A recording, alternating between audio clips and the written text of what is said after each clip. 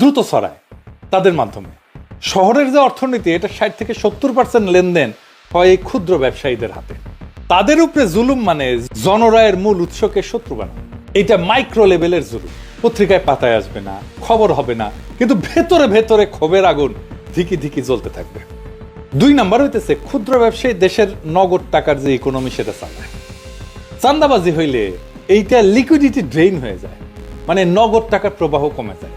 দৈনিক নগদ প্রবাহ থেকে টাকা টেনে নেওয়া হয়। এদের থেকে টাকা টেনে নেওয়া মানে সরাসরি ইকোনমির যে অক্সিজেন, এই সাপ্লাইটা বন্ধ করে।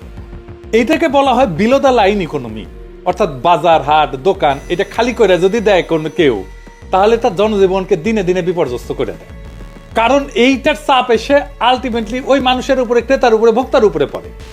ভোক্তাকে তো এই টাকাটা দিতে হয়। মানে ঝালমুড়ি ব্যবসায়ীর কাছ থেকে বিএনপি যে চান্দাটা নিচ্ছে, সে চান্দার টাকা তো ঝালমুড়ি ব্যবসায়ী ঝালমুড়ির দামের উপরে রাখবে, তাই না? তাহলে ঝালমুড়ি আলটিমেটলি যে কিনবে, খাবে, তার ঝালমুড়ির দামটা বেড়ে যাবে। 3 নাম্বার হইতেছে ছোট ব্যবসায়ীর উপরে জুলুম একটা কালেকটিভ গ্রিভেন্স তৈরি করে। কৃষক শ্রমিকের যে ক্ষোভ, এটা ছড়াইতে সময় লাগে, কিন্তু বাজারের ক্ষোভ ঘন্টার মধ্যে ছড়ায় যায়। এই যে এভরিডে সাফারিংস, এটা ডেইলি পলিটিক্যাল মেমোরি তৈরি করে।